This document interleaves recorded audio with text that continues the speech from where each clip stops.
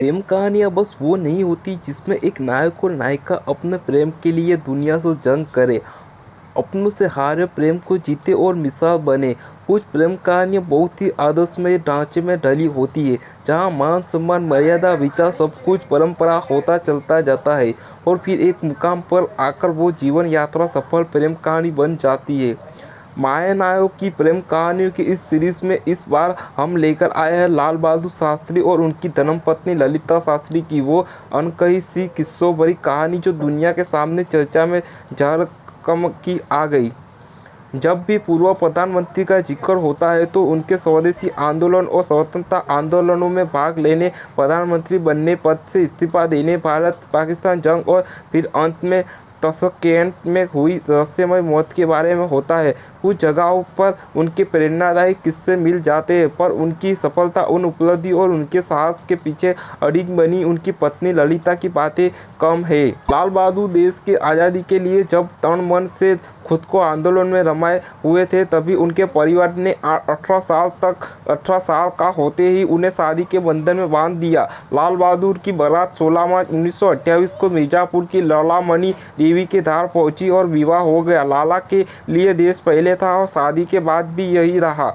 उनके करीबी कुलदीप नायर ने एक इंटरव्यू में बताया कि शास्त्री ने शादी के बाद लालामणि से अपने मन की बात कह दी। उन्होंने कहा था कि वे जीवित रहे तो वे जीवन भर उनका साथ निभाएंगे, पर जीवित रहने की कोई गारंटी नहीं दे सकते, क्योंकि ये देश उनसे कभी भी उनके प्राण मांग सकता है।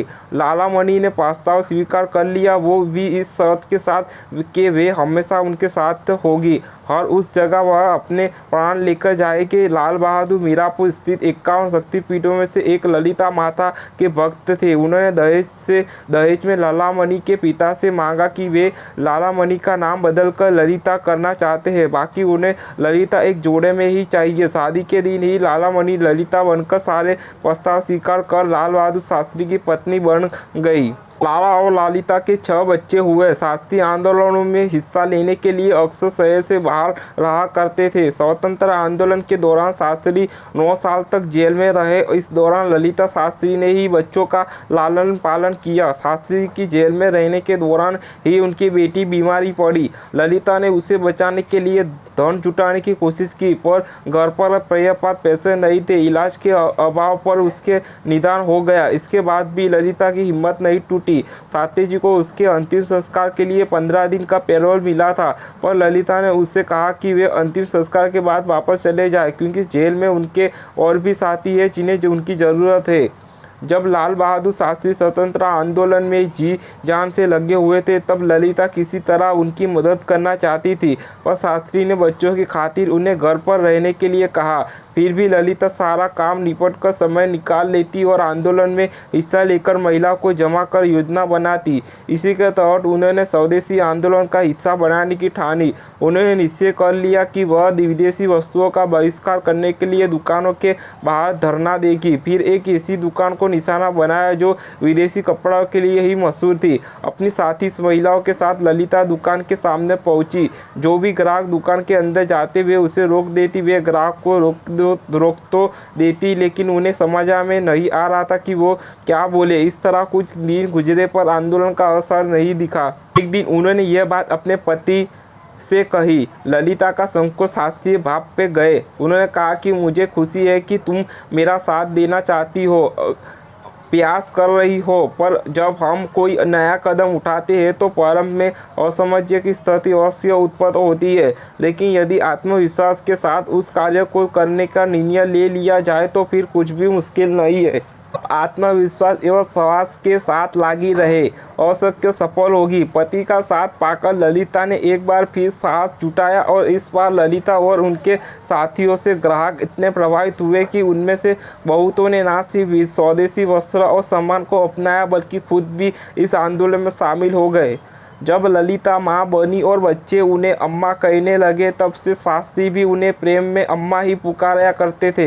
वे ललिता का बहुत सम्मान करते थे। कुलदीप नायर ने अपनी किताब में बताया है कि एक बार रूस में लेनिनग्राद में शास्त्री बोल्शोई थिएटर की सेवालेख बेले प्रस्तुति देखते हुए बहुत असहज हो रहे थे। उन्होंने पूछा कि क्या वो बेले का आनंद ले रहे हैं, तो शास्त्री ने बहुत भोलेपन से जवाब दिया उन्हें शर्म आ रही है क्योंकि नृत्य गानों की टांगें नंगी है और अम्मा बगल में बैठी हुई है। अम्मा ये बात सुनकर मुस्कुरा दी। जब शास्त्री देश के प्रधानमंत्री बने तब अम्मा उनके साथ हर यात्रा पर जाती, चाहे देश हो या विदेश, शहर हो या गांव। वह हमेशा अपने पति के साथ साए की तरह रहती, पर तथाकथित के समय ऐसा नहीं हो पाया। इस बार खुद प्रधानमंत्री ने ही ललिता को नहीं जाने के लिए समझाया था।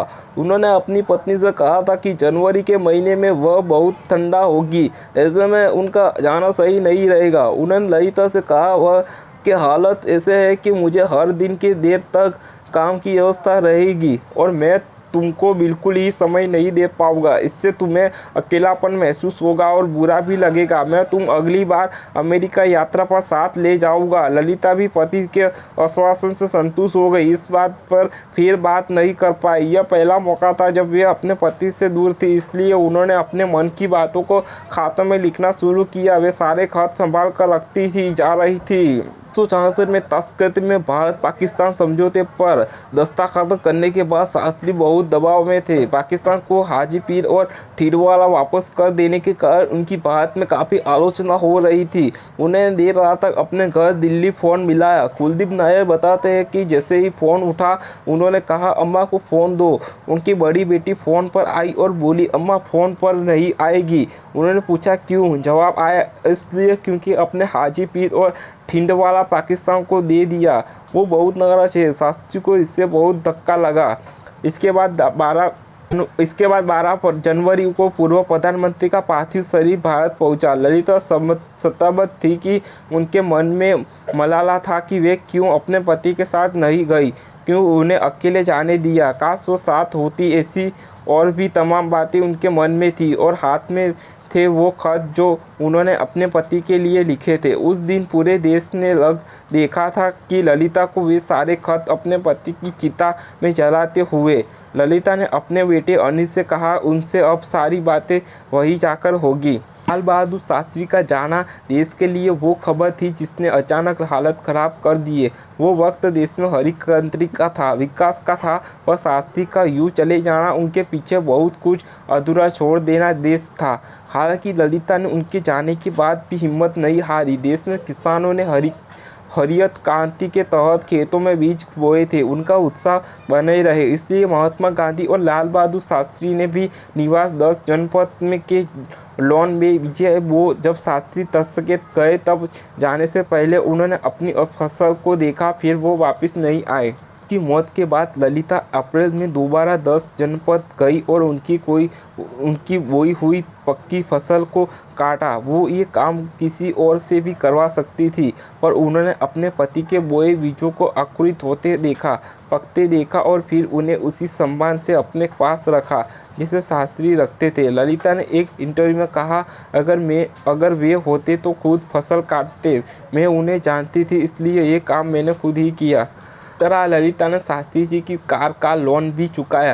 पूर्व प्रधानमंत्री के बेटे अनिल शास्त्री ने एक इंटरव्यू में बताया था कि जब पिताजी प्रधानमंत्री बने तब हमने उनसे कहा कि अब कम से कम हमें एक कार तो ले लेनी चाहिए। आप देश के प्रधानमंत्री हैं, अपने परिवार के लिए इतना तो कर ही सकते हैं। उस जमाने में एक थिएटर कार 12,000 रुपये में आती थी। उन्होंने अपने एक सचिव से कहा कि जरा देखें कि उनके बैंक खाते में कितने रुपए हैं। उनका बैंक बैलेंस था मात्र 7,000 रुपये। अनिल याद करते हैं कि जब बच्चों को पता चला कि शास्त्री जी के पास कार खरीदने के लिए पर्याप्त पैसे नहीं है तो उन्होंने कहा कि कार मत खरीदिए, लेकिन उन्होंने कहा कि वो बाकी के पैसे बैंक से लोन लेकर जुटाएंगे और उन्होंने पंजाब नेशनल बैंक से कार खरीदने के लिए 5,000 रुपये का लोन लिया। 1 साल बाद लोन चुकाने से पहले ही उनका निधन हो गया। उनके बाद प्रधानमंत्री बनी इंदिरा गांधी ने सरकार की तरफ से लोन माफ़ करने की पेशकश की, लेकिन उनकी पत्नी ललिता शास्त्री ने इसे स्वीकार नहीं किया और उनकी मौत के 4 साल बाद तक अपनी पेंशन से उस लोन को चुकाया। ललिता ने जीते जी हमेशा लाला का दामन थामे रखा, उनका परिवार संभाला और उनके उसूलों को जिया और अपने जीवन में धारणा किया।